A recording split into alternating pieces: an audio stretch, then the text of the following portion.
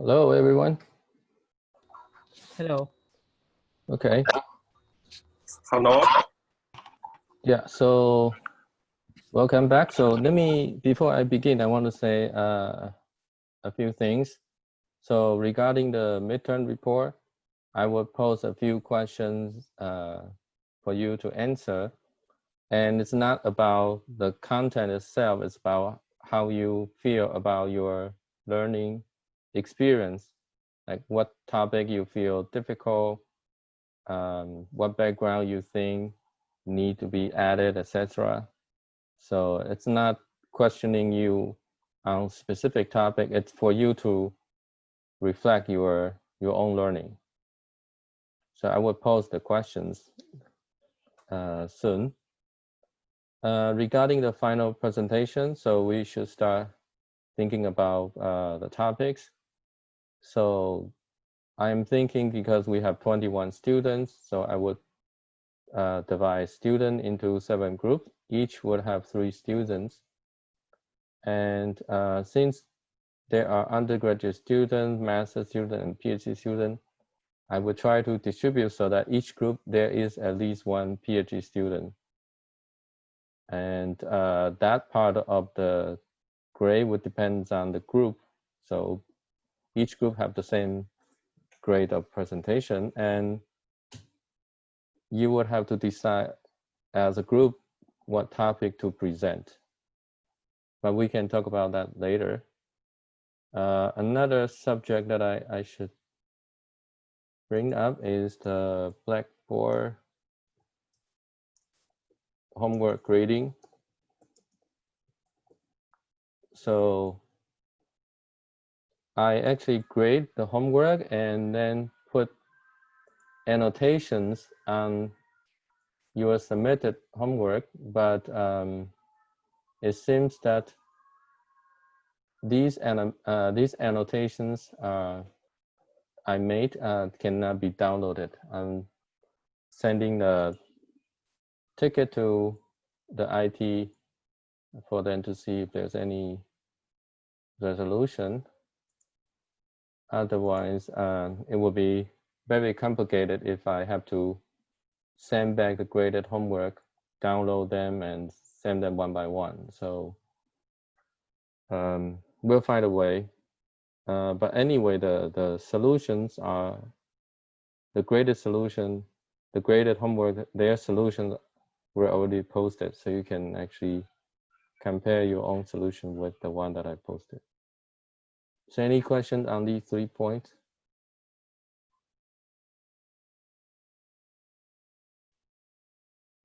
Okay. So today we're going to talk about one final application of EQE, which is to compute the molecular energy. And I would also show you the notebook demo, and this is more advanced topic. So I will try to explain, but some of the detail, if you gloss over yourself, you try not to focus too much on the detail, but getting the overall idea that should be the way for you to take these lessons. Professor? Yes? Can I ask a question about midterm report? Yes, go ahead. So on the syllabus is due next Monday. So I changed the date I push it one week back. So yeah, so it should be, yeah, it should be the 2 weeks from now, I guess. Yeah, it should be 2 weeks from now. So is this gonna show up on the Blackboard? Yeah, it would. I'm still trying to finalize the questions. Okay. Yeah, because I don't see. No, I say, yeah, these will be posted. Okay. Yeah, Thank you. sure. Any other question on other parts? We have more information on the presentations. First, I would divide you into groups. I already have some preliminary ideas, but I will try to finalize that grouping in a few days And then all of you in a group, you should get together. If you want me to set up a Zoom meeting, I can set that up for you, or you can find other ways to communicate and decide some topic that you would like to present. Okay, and then we can discuss more on that later. Blackboard homework. Yeah, it might be that our Blackboard is not the newest version, or the version we have does not support downloading the annotated graded homework. Yeah, so that could be potentially a problem. Yeah, but we'll see what the IT department will tell us. Okay, so we talk about VQE, and this is an advanced application today. It's about simulating molecular energy. So imagine that you have two atoms that are part of a molecule. In this case, is lithium hydride. You have lithium on one end and hydrogen on the other, and they form some bonding. And so the question we'd like to know is, as a function of the separation, what is the lowest energy? Okay, so this is about the stability of the molecule formed by the two atoms. Okay. Yeah, so you all know that, for example, hydrogen has one s orbital, two s, etc. Because there's only one atom, so the orbital that get involved is the one s. And if you have two s, that will be higher excited states. For lithium atoms, there are 3 electrons, so you have one s orbital occupied by 2 electrons with opposite spin, down, up, and then there's 1 electron in the 2s orbital. But the electron can also be in excited states, but that's higher energy. So we're going to use the simplest model that we can calculate and finding the minimum orbital and use for the VQE calculations. Okay, so in order to do that, I need to tell you a little bit about how they interact. They interact, you will know, they interact through the charge and mediated by the so-called Coulomb interactions. We're going to write the Hamiltonian representing the energy operator in the so-called second quantized form. You all seen the operator, so let me just maybe go to this slide first. So basically, you have a few electrons and orbitals. So what they can do is they can hop from one orbital to another. So this is represented by this T alpha beta. This is the coefficient of the hopping. You can imagine this is hopping from beta orbital to alpha orbital. So this is called hopping. Okay. And that's the strength.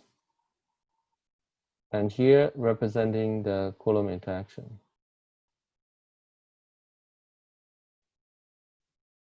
And it's more complicated, involving possibly 4 different orbitals.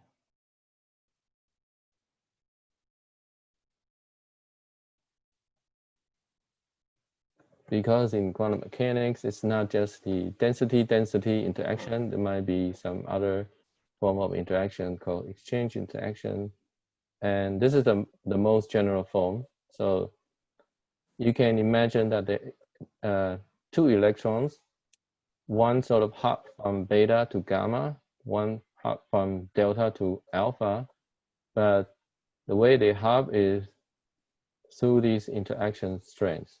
So denoted by U alpha, beta, gamma, delta. These are coefficients. I think they do not be necessarily different. Yeah, not necessary. But this is like general. Can be the same, right? Some can be the same. Okay. Yeah, so in more detail,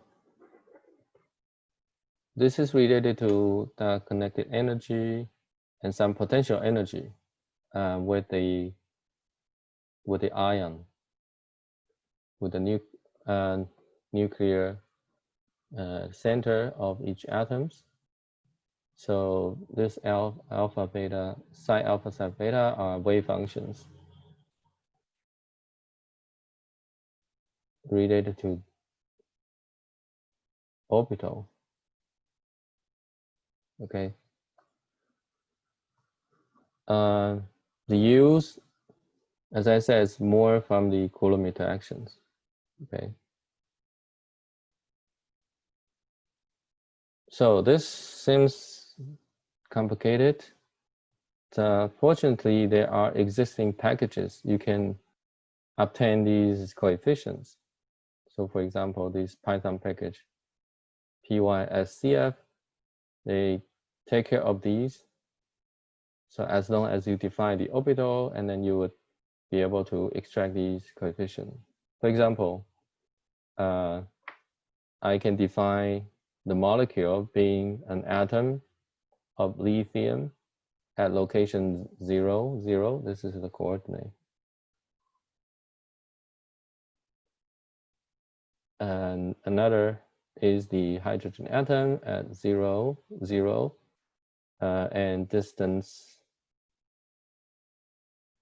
according to this label. So the way I set it up is I look at the distance, 1.6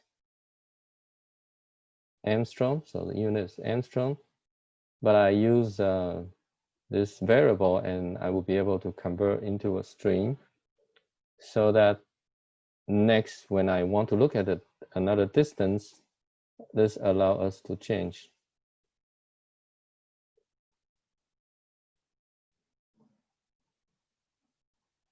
Okay. And so from the code, it's really simple. You define a basis. It's called STO3G. The name is not that important. It's really the so-called Slater determinant. But that's not worry about that. So this probably is a lesson from Chronochemistry, but that's not worry about that detail. Assuming we have chosen the basis of orbital, to get these, we simply say this molecule equal to the driver is what we define here, rho. So this would calculate all these coefficients and denoted by H1 and H2. So these are also called one-body integrals and two-body integral, respectively. So the nice thing about the package is that you don't need to worry about the detail. Okay. But we need to worry about how we're going to encode information into a quantum computer, which use qubit. So we need to know how we transform from fermion to qubit. So one naive way is to think about zero fermion as a logical qubit zero state. One fermion is qubit 1, right? So when you create, for example, you create from 0 fermion, this means the qubit 0 should flip to 1.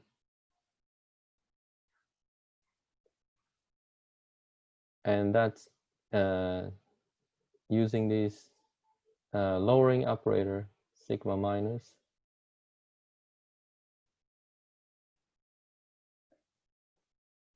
Okay.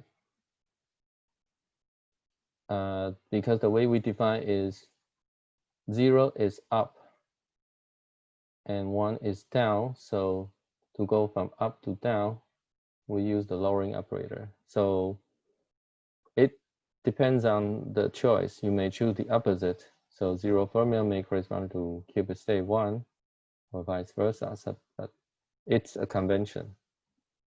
So that's a mapping on the state level, but you might have worked on your homework. You know that the fermion operator, they anti-commute, right? They usually anti-commute, and there are more if you have a creation annihilation operator. So in order to compensate for the missing minus sign in the qubit base, we have to insert poly sigma z operator. So you would need to have a labeling or ordering. And if you have a CJ here, and maybe there is a CI here. If I just do the naive map, this is just lowering, raising. They don't anti-commute, but if you put a string of Z's, then they would anti-commute. So this get turned into sigma. And basically the Z are counting, this is counting the parity.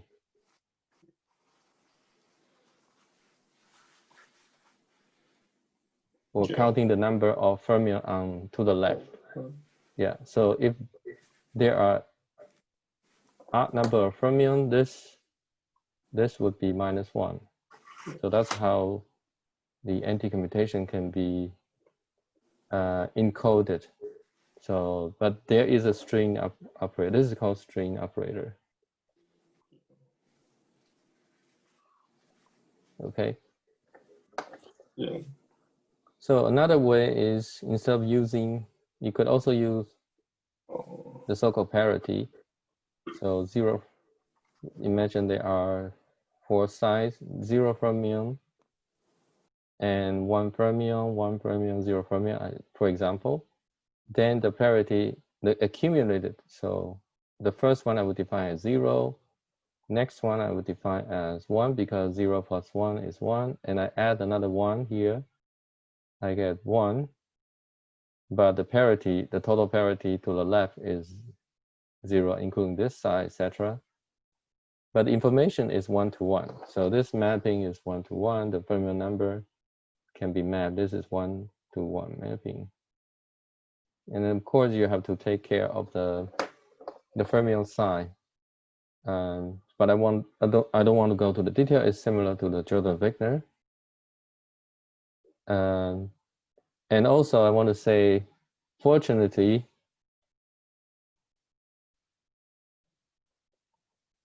Qiskit already has fermion to qubit encoded in their packages. Okay. And moreover, we talk about some of the orbitals. So, and there was a question maybe asked last time, or maybe a couple of lecture before. There are like, so there are also 2s, maybe 2p, and etc. Like they're infinite states. So how are we going to solve this problem? There are so many states we have to take into account, but we can just say the relevant state that would contribute to the problem is limited to the lower orbital. Okay, therefore we truncate. And so some level also they may not necessarily be active. For example, the 1s in lithium, they already form these field levels, and so it's not likely that this would leave this field orbital and get excited to higher state. That's not likely. Of course, in principle, it's possible, but in terms of considering the energetics to contribution to the ground state, these are not a likely process. So therefore, you can ignore this being excited. So for orbital like this, we will freeze them. In a sense, we just put one electron here, one electron there, so They are up and down, and they don't do anything except that they just occupy that. And for higher orbital, we can also actively remove.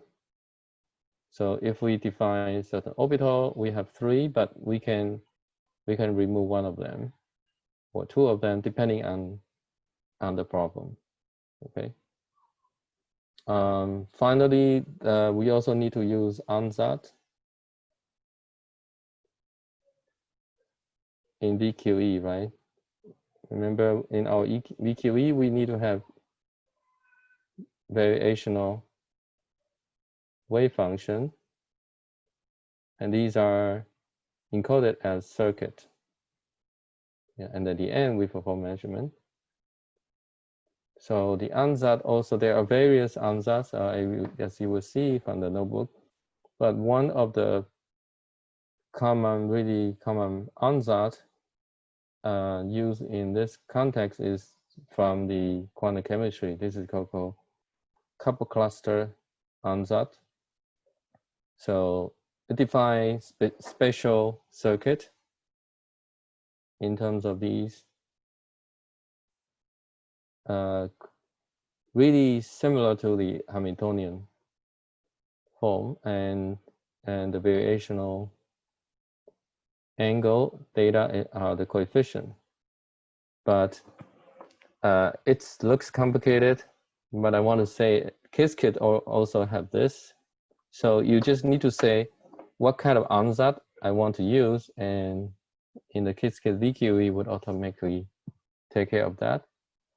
So that's what I'm going to show you in the code. Okay, so if I go back to the slide that I just skipped, this would be the essential step using Qiskit for quantum chemistry. So you define a molecule and obtain these one body and two body integral using PYSCF, for example. You construct from there, you get a fermionic Hamiltonian. You can map it to a qubit Hamiltonian. There are a few ways you can choose, but we will probably choose Jordan vector or the parity encoding. Then you need to find the appropriate VQE ansatz and then initialize the state, so initial state, and then you run the VQE algorithm. Okay. In the initial state, so maybe I go back to the ansatz here. Okay, this is the wave function ansatz, and initial state that usually is used in this context is the so-called Hartree-Fock state. So you may have learned this in your modern physics or chemistry. These are some simple mean field state that can be easily calculated to simplify the initial starting point of our VQE algorithm. And all these are all encoded in the packages. So what I'm going to do is basically show you the procedure, how you get this plot.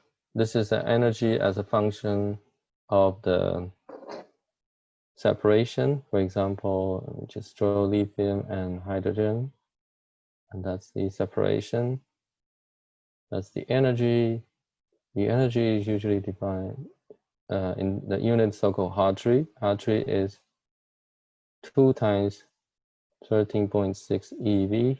So this is a number probably you all are familiar with. And in fact, such calculation has been done in real machine. For example, this is the result from IBM's group. These stars are from real experiment, but depending on the era, these are the actual running. So you see that they are really far away from the exact results, but if you can do some kind of extrapolation, extrapolation that you can extrapolate to sort of noiseless results. But we talk about that when we discuss the error correction and error mitigation. They show the error here. So the error is really small, milli-Hartree. So it's really close to sort of relevant error in the quantum chemistry. Okay, so I guess I'm switching to the notebook. Before that, I want to pause to see if you have any question.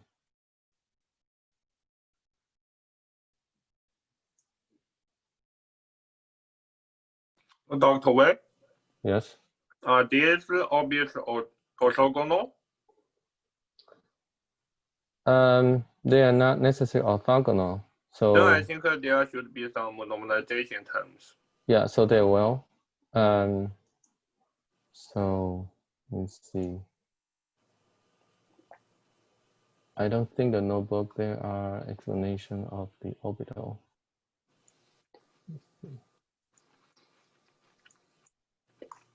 Yeah, but they basically use Gaussian-like orbital.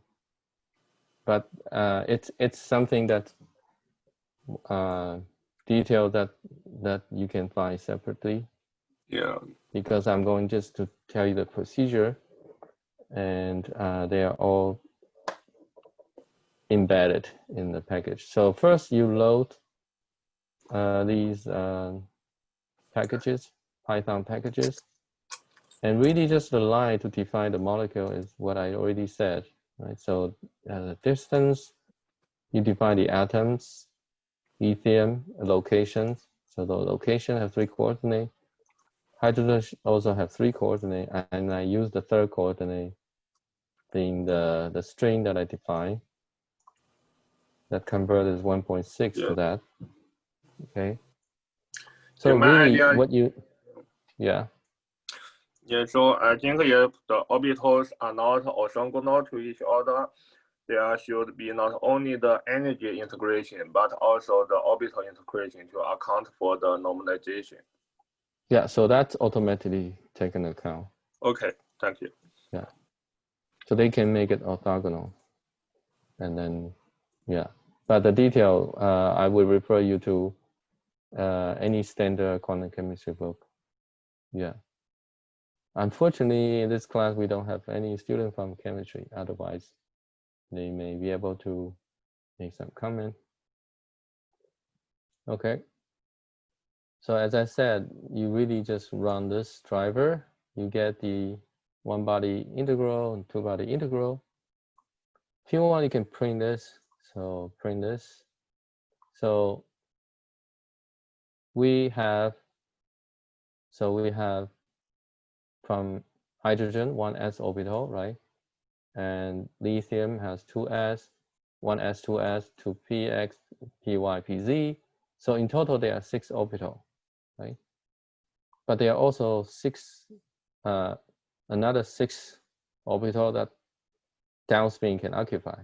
If the first set was occupied by upspin, for example, right? So you will see that there are 12 entries. So this 6, another 6 is representing the downspin. So there's, for example, this can be regarded upspin sector, downspin sector. And this H is a matrix, right? Alpha, beta is from hopping from, this one is diagonal turn. This is hopping from 2nd orbital to the 1st orbital, 3rd orbital to the 1st orbital, etc. Yeah. So if you want, you can print out the H1 because the distance is not far. So the energy is sort of smeared because they're mixing of these basic orbital. So it's hard to see which one is which. But what you could do, I mean, as I did here in another example, I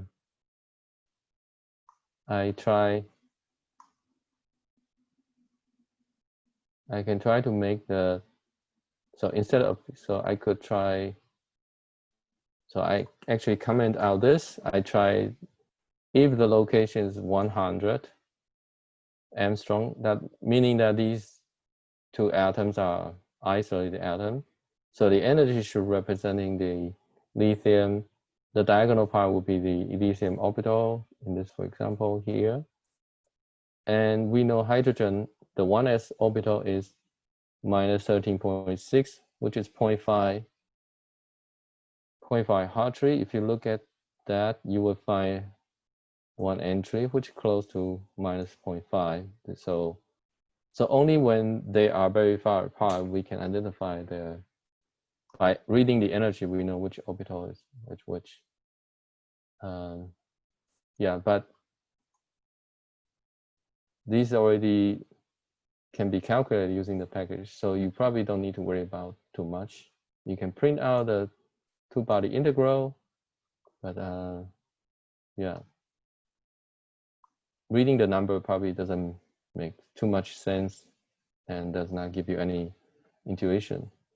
Okay, so first you define the molecule, and then you convert, you say create fermion operator with these orbital. So this is just a package that you use from Qiskit fermion operator. You just define H1 equal to, this one is the H1, and this one is the one that you use, and that's the second H2 from above. Okay, this really just create these fermionic Hamiltonian, and from there you could also, yeah, so from this orbital, so the molecule, it calculates H1 and H2, but there's also for the nucleus, they also would have repulsion. So you can also read out that. That's just some reference energy. So as I said, so number of spin orbital means orbital including spin is the number of orbital times 2, okay? The number of particle basically is need to take into account both.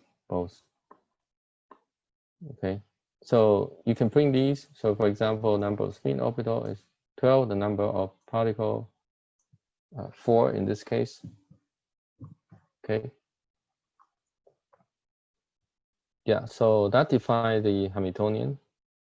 And then you could also try to freeze the 1s orbital, this orbital, because it really have really negative energy, the lowest energy, which is far away from other energy scales. So you can sort of treat this as a static, and then you can also remove some of the higher orbital, like these two, for example. That's what's listed here. Okay, and I really show some of the detail how the remove and freeze list is changed when you consider that in step by step. But this is not that important in understanding.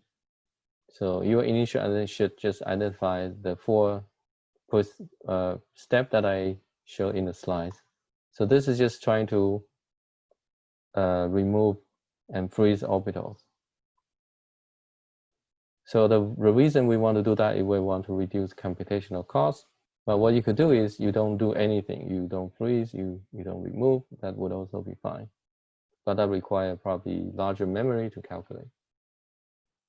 Okay, so first we freeze the lowest level. Actually, there will be 2 because you have spin up and spin down. So when you freeze them, you also need to reduce your number of spin orbital. And those particles also are frozen. You also need to remove the number of them. So, and this is what you get by just saying fermion mode freezing, and you can print out the operator, the H1 and H2, etc. Okay, so after we freeze the lowest orbital, we can remove some of the higher orbital by providing the list. So remove list is shown here. This is relative to removing the frozen orbital. So that's why it's counted as 7 and 8. So instead of the 3, so instead of 3, 4, and maybe 9 and 10, it's converted to 2, 3, 7, 8 because you have 2 orbitals that were frozen, so you should remove from the list. Okay, so but this is really the detail. So if you don't understand and you don't get exactly this point, which is fine, you can just understand that by going through the detail here. Okay, so then the next step that's important is to convert the fermion operator to qubit. And here we use parity. You could also use Jordan vector, but here we use parity. And then you get these Hamiltonian terms in terms of spin operator or qubit operator. So once you map this, then you can print that out. So basically, the Hamiltonian term that I show in the slide now are converted to the poly operator, right? So you can see these are the all possible poly operator and their coefficient. And in this particular example, we only need to use 6 qubits because we have froze the orbital and removed the higher orbital. Okay. So and there are 118 turns. If you want to do it by hand, it's a lot of pain, right? So it's nice that we have already a package that is made to deal with these. Okay. Dr. Wei? Yes. So the Hamiltonian we want to do the VQE is just some direct product of a single qubit gate. No, so this is the Hamiltonian. Hamiltonian is this coefficient times that coefficient times that. Yeah. There are so, ZX, ZXX, there are possibly 4. Yeah, so they are times. just a product of a single qubit gates. So they are the Clifford algebra, and we can simulate it efficient on a classical computer. No, so that's the Hamiltonian. It's not the gate. This is the Hamiltonian. So in order to so what you say, you probably mean that applying these gates, but we're not applying the gate. These now are the term in the Hamiltonian. Oh, I got an idea. Yeah, because the states they are not. Yeah. Your Hamiltonian is sum of all these terms weighted, and you want to find the lowest energy. So each term is in a Hamiltonian. It's not the gate. Okay. Thank you. Okay, so then you can also look at the symmetry, whether there are any symmetry, but it's not that important at this point to understand the procedure. The point is that you can use the symmetry to further reduce the qubit number. Okay. So once we define the Hamiltonians, qubit Hamiltonian, remember last time, if we have that, we can use the exact solver, and then we can first have an exact number that we can compare. Okay, so this the exact solver will give you the reference value and the molecular energy. So you can basically remember there's a nuclear repulsion, there's an energy shift from freezing the orbital. So you need to add up all the energy. Okay, and here is if you reduce by the symmetry and you want to compare if do I still get the same lowest energy? Yeah, so you can compare indeed. That's the case. Okay. This is using, this is the same, similar to what above. Okay. So now let's see how we're going to do on the VQE. So we will have to define the back end. This case is a simulator, the state vector one. And as I showed last week, I'd like to define a function to get the intermediate result so I can plot. In the VQE, you need to specify your classical optimizer. So here there are 4 different possible choices. So I did a comparison. So so maybe just show you there are 4 different comparison of the particular distance, and I wanted to try to find the energy and see how it converges. So as I said, it really depends on which classical optimizer and how the convergence really is dependent on the choice. Okay. So let me just come back to the code. So I have 4 different code, different optimizer. So first I initialize the state. This is Hartree fork, and just need to input appropriate spin orbital number, particle number, the mapping, and you use the variational form. This is UCCSD couple cluster. So I show you in the slide. So you need to specify the mapping. They should be the same mapping. Okay. Yeah. So then what I did here is I call the VQE. So remember the VQE, you need to input the Hamiltonian, variational form, classical optimizer. So I have 4 of them. I basically loop through the list, and I use the callback to store intermediate results. So the VQ result can be read from this line. So after it runs basically the eigenvalue, and we have to add the shift that I talked about earlier. So the nuclear repulsion energy and the energy shift from the freezing. Okay, so you read out the results. So these callback function allow me to store the intermediate value. So that's why, and then I plot it using this block of code. So the horizontal axis is the number of evaluations. So initial value is here, and then it just, depending on which optimizer, it converges differently, right? So for example, this one converges quite fast. The green one is SLSQP.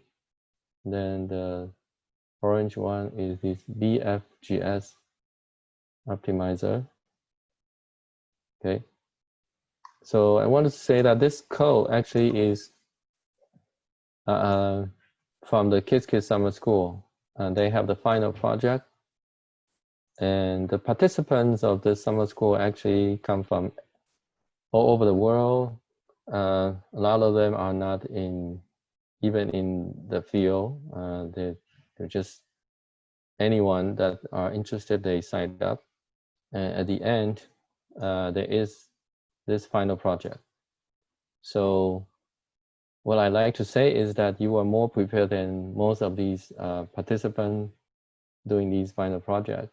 So if they can do the final project, I'm sure that you should be able to do that. Okay, but anyway, the codes are already here. So let me return to what I was. So this is using classical optimizer to compare the convergence. And there is a summary. So this is the summarize. This summarize the VQE. So optimizer, you can choose a few different ones. Qubit mapping. So instead of parity, there's also Jordan victor. We talk about there's also other called Brevi-Kitaev. Initial state. So in addition to the Hartree fork state, you could use just the 0 state. Okay. And variational form, UCCSD, there's these other forms we talk about, RY, RZ, sub RZ, etc. You can use state vector for simulator or this quantum assembly quantum simulator. And you could also use the actual machine. Okay. So basically that's the VQE. And so what is used below is just looping through different distances. So all these were defined. And here we define a function that has a variable in the distance, right? And this is basically just putting all the codes we have above into one function. Okay. This is going to output the qubit operator, number of orbital, etc., shift energy. Then we can specify the initial state, variational form, what kind of backend or quantum instance we want to use. Optimizer, for example, here we use Cobula and do the VQE and obtain the result. So the particular one here is one particular distance. Okay, one particular distance. And we can loop through the various distance from 0.5 to 3.5 angstrom. This is really the same thing that we have, just varying the distance. So if you run the code, this is going to take a lot of time. So we'll run through distance 0.5, 0.6, etc. Right? The end, you can make a plot. At the same time, using the VQA, we also compare the exact. And you see that they almost lie on top of each other. But I want to say that this is really the noiseless, really the ideal simulations.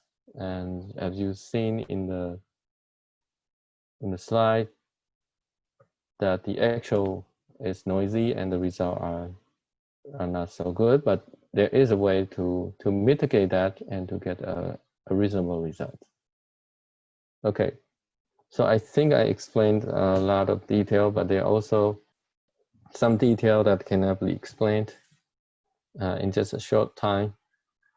So, but any questions on this part of the notebook?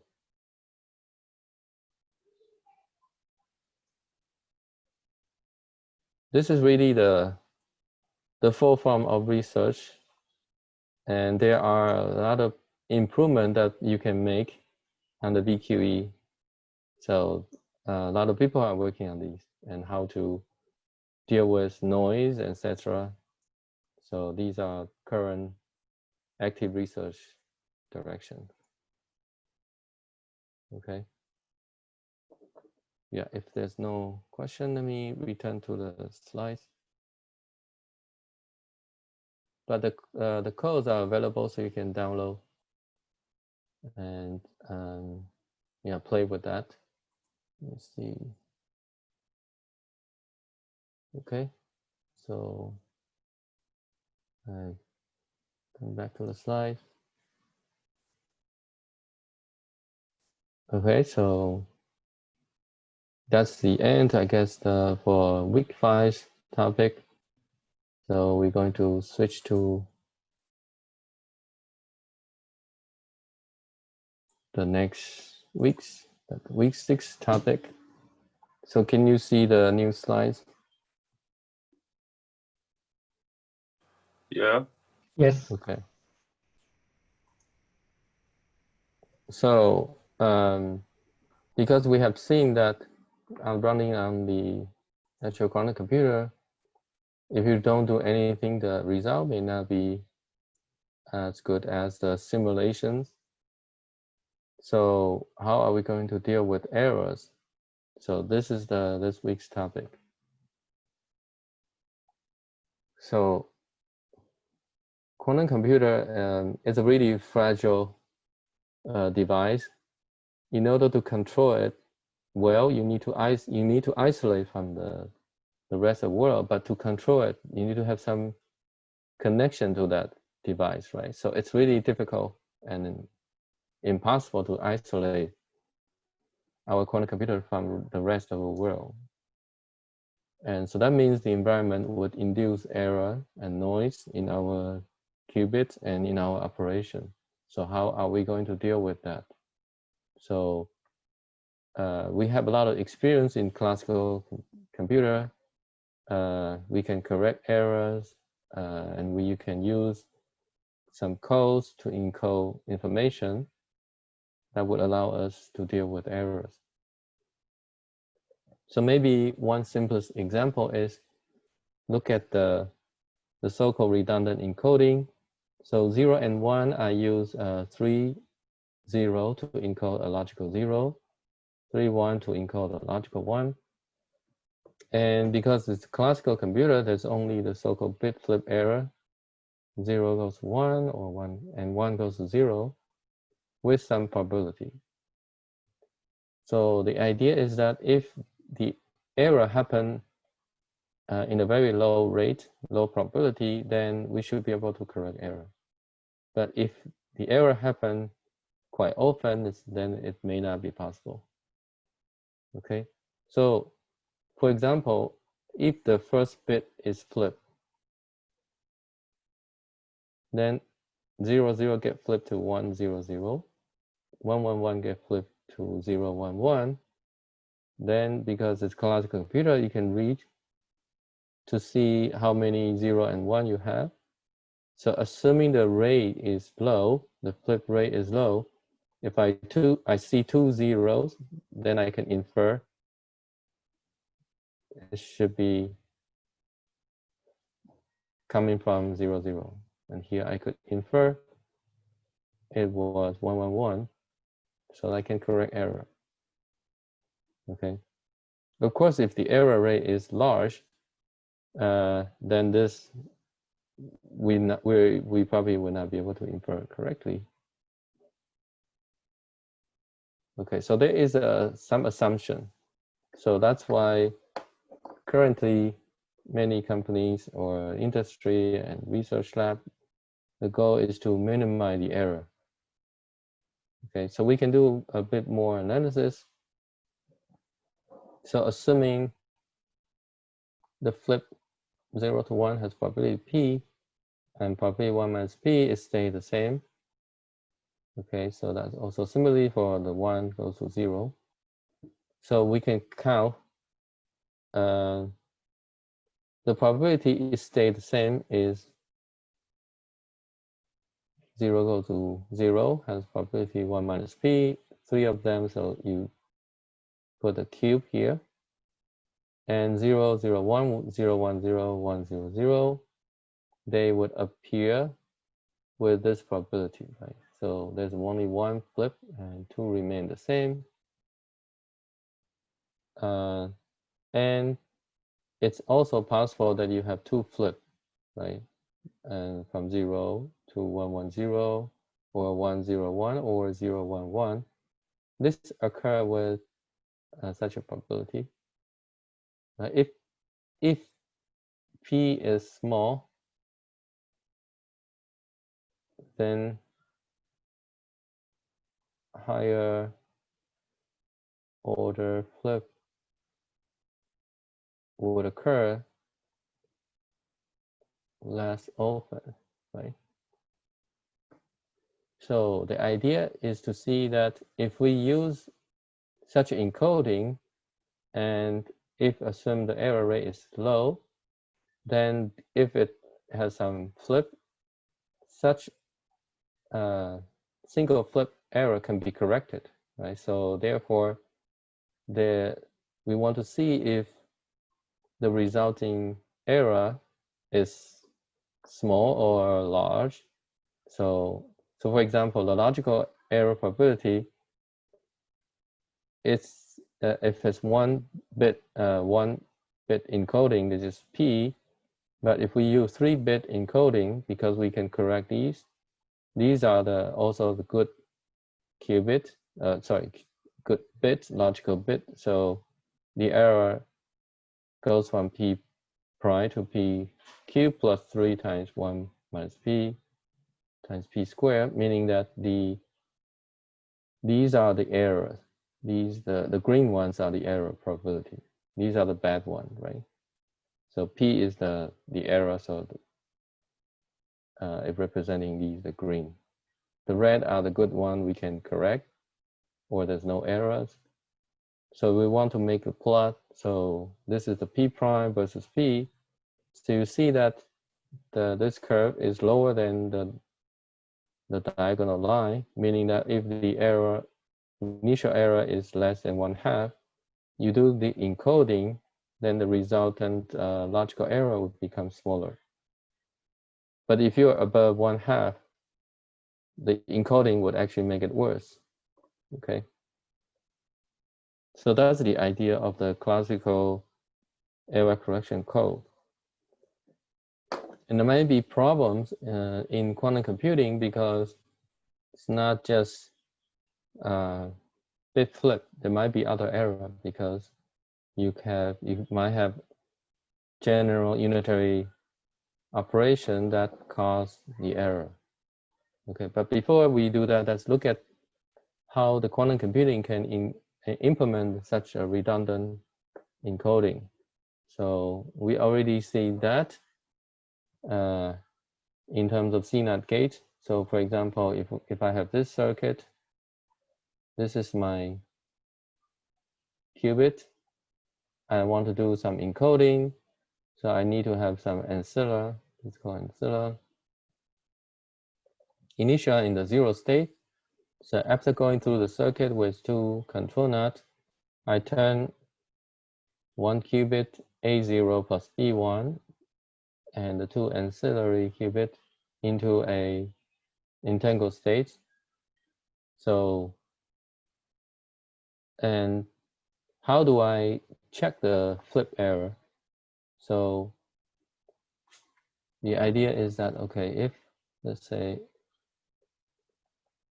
if qubit 1 is flipped, then it will become 1 0 0 plus B 0 1 1, right? So in order to compare if there's a bit get flipped, you compare, are they the same? So are they the same?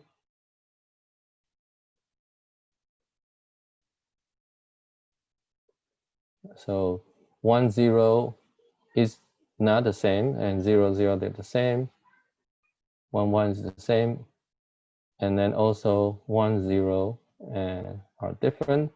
So by comparing 3 pairs and to see if they are the same, you can infer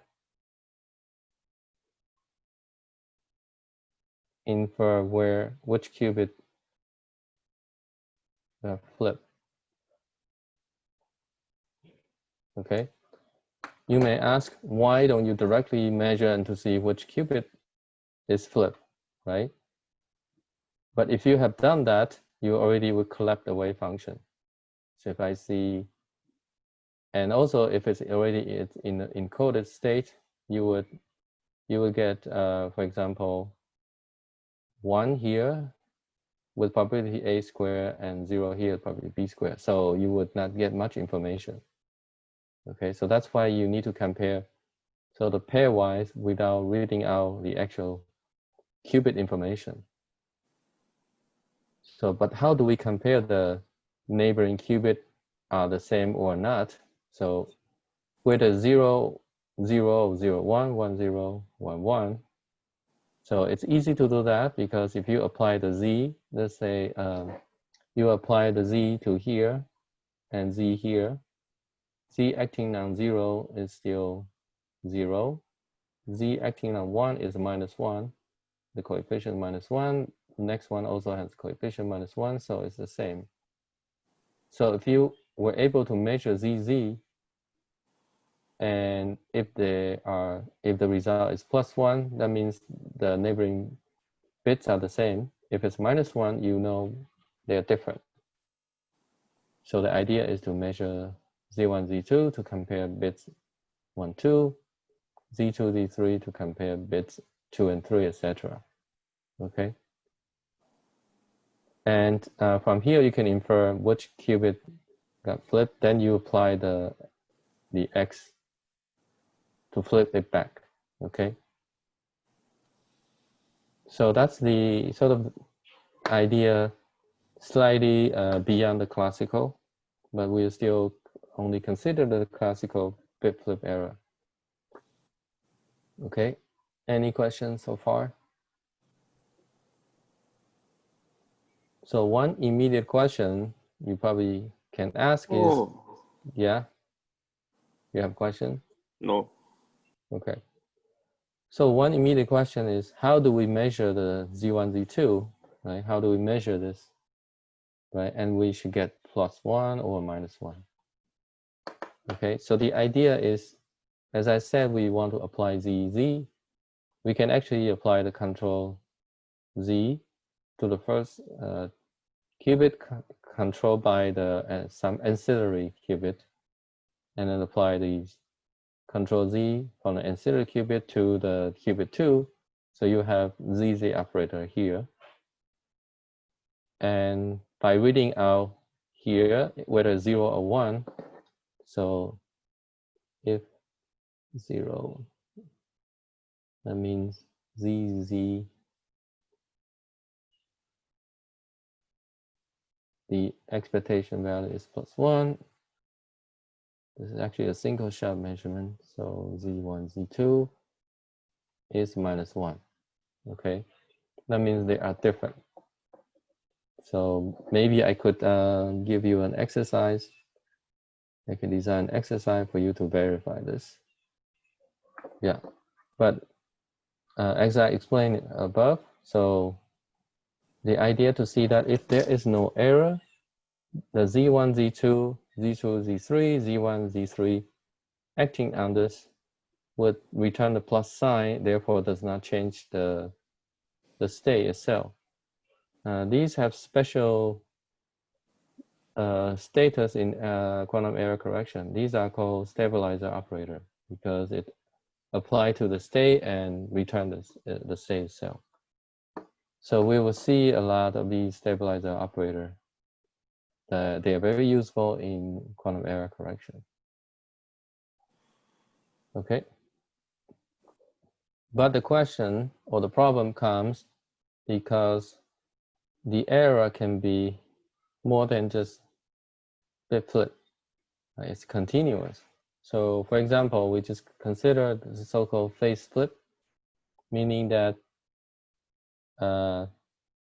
not 0 change to 1, but actually the phase, if it's 1, get flipped to minus. Right? This does not occur in classical world, right? So classical world plus minus 1 does not, there's no phase flip in the classical encoding.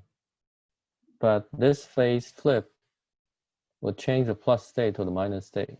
So it has a dramatic influence on our quantum state. Okay, so how do we deal with this kind of phase flip error? Well, if you recognize that the plus and minus, they are just dual to the 0-1 basis, right? By Hadamard gate, right? By Hadamard gate.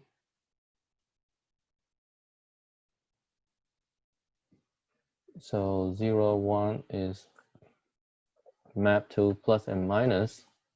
So therefore, we can use the previous bit flip encoding, but just change a different basis, right? We just use plus plus plus to encode logical 0, minus minus minus to encode logical 1, and we would have previously we have the stabilizer Z1, Z3, Z2, Z3, etc.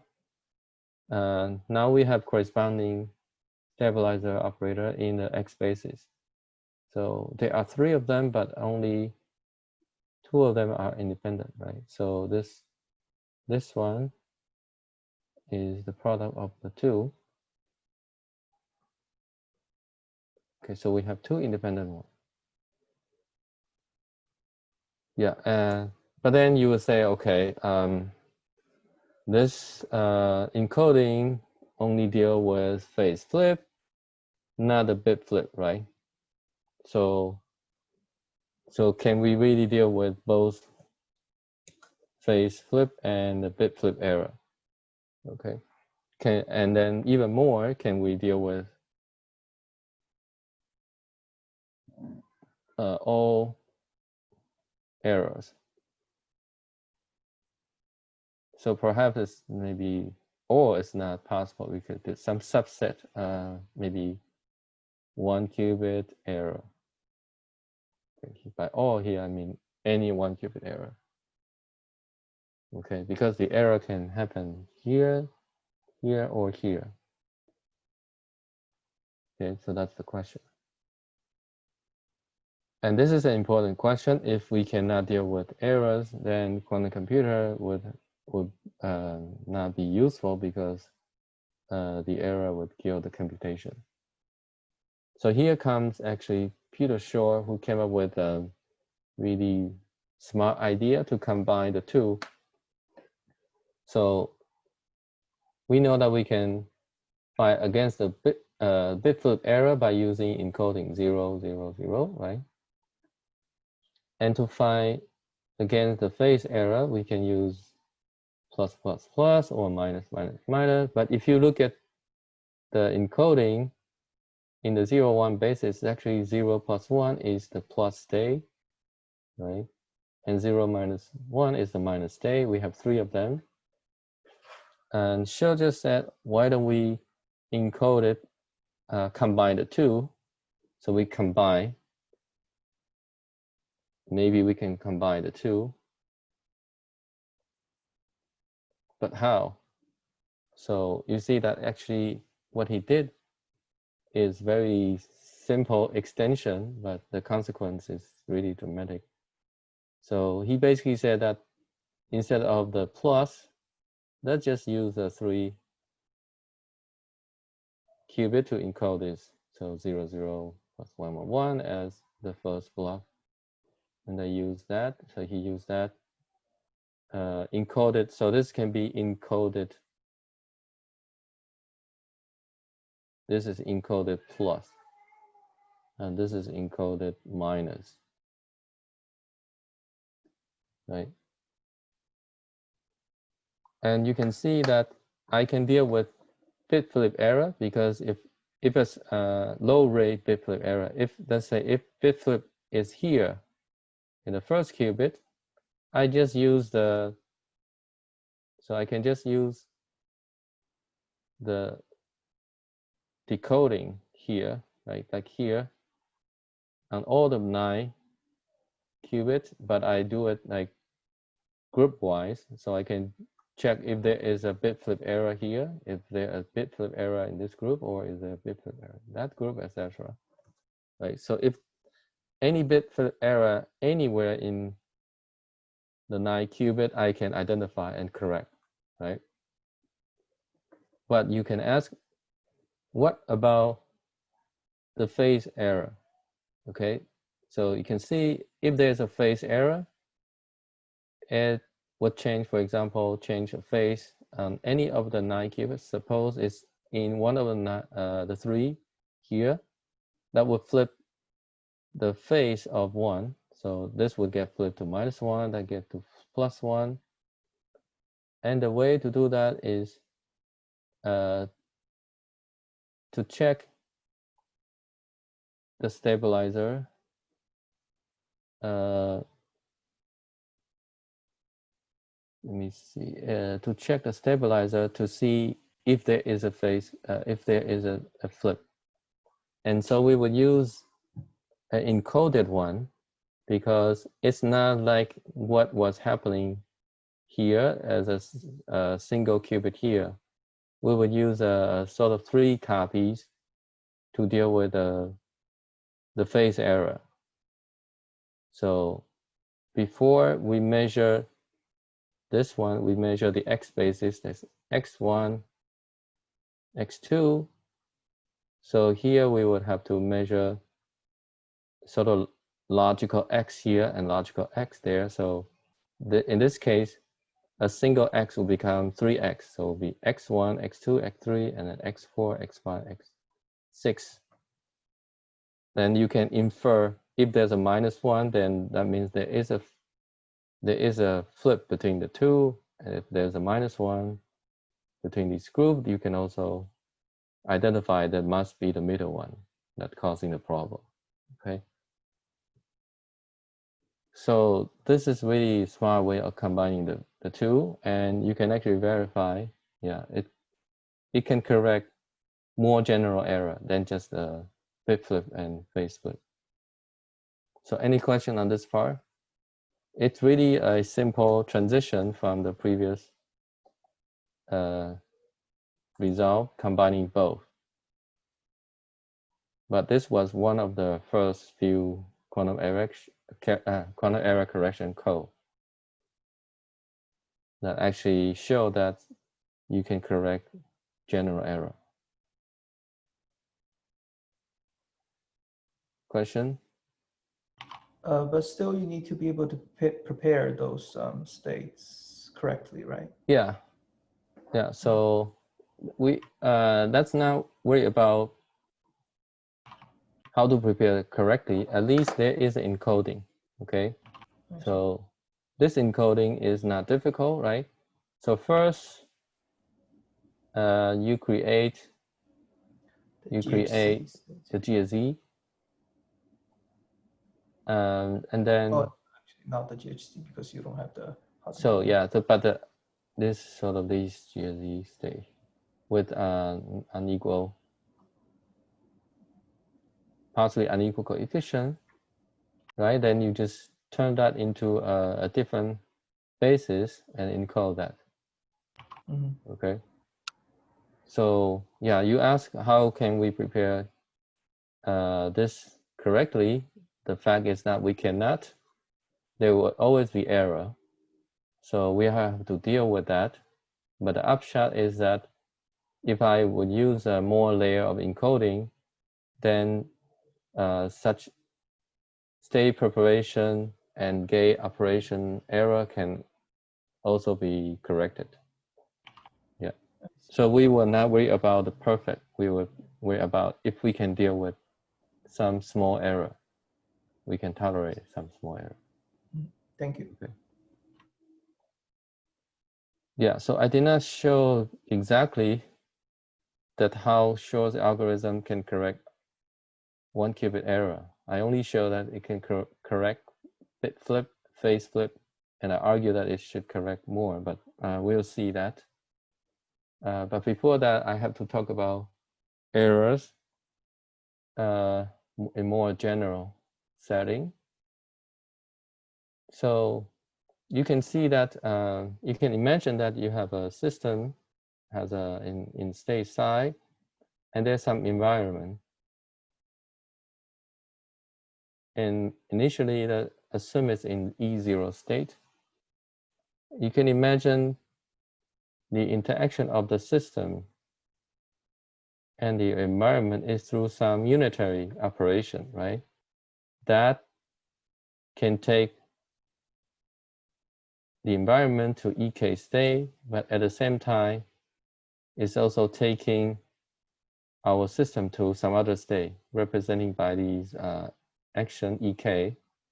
So here I'm assuming EK only act on the system, and I'm assuming the environment have orthogonal state. Okay.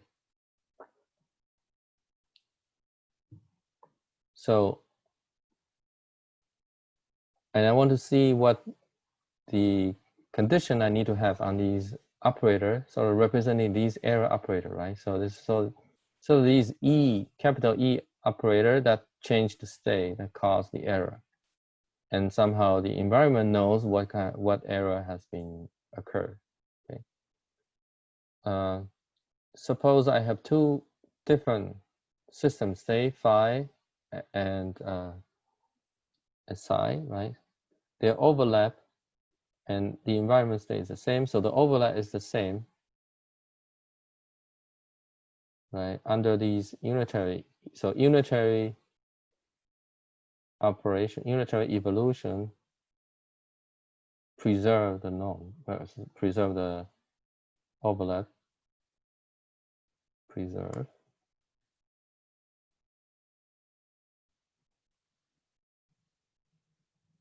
overlap. Of course, we preserve norm. In particular, preserve any inner product, right? And so I have left-hand side is an inner product, right-hand side is also some kind of inner product, but with additional operator EK, dagger E, K in between, right? And this has to be valid for any choice of phi and psi. So that means this operator, the set of operator EK satisfy this. This actually is called trace preserving because you have to sum over all possible error occurrence, and that probability should sum up to 1. Okay, so that this is condition is what's needed in considering the error. Okay. For mixed state, so we could also ask, what about mixed state of the system? How does it evolve? So we call the rho, any mixed state you can write as a decomposition of pure state. So you could just have, so pure state is just half of a density matrix. So therefore the density matrix is sort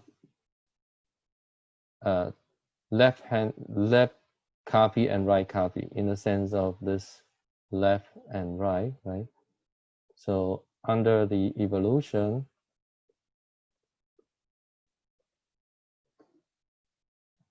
right, under this evolution, the left hand copy evolve with U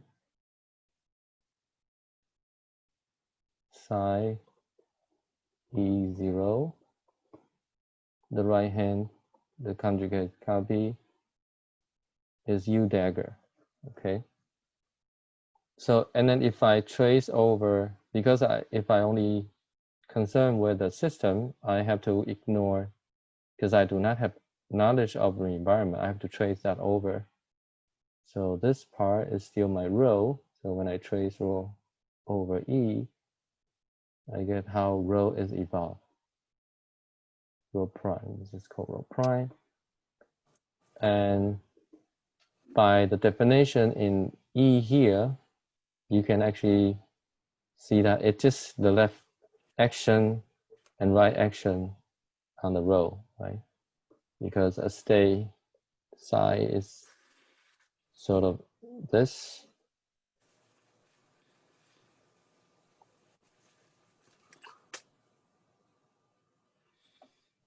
Okay.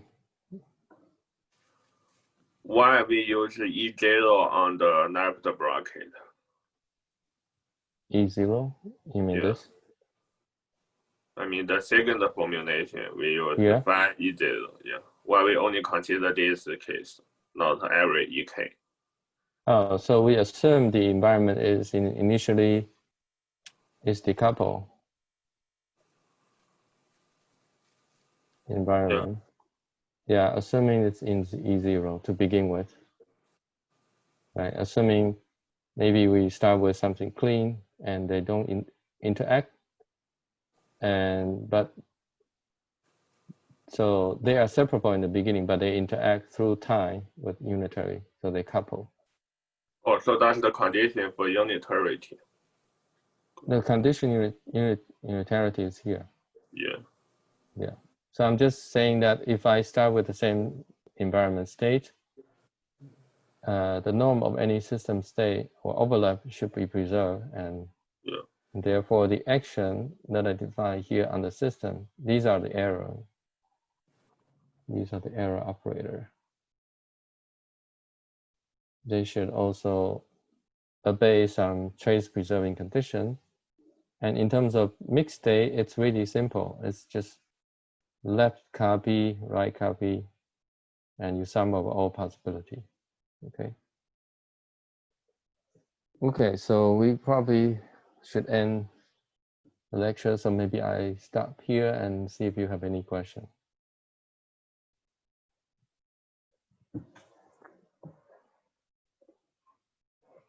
Okay, if not, I will see you on Wednesday. And I will stop the recording.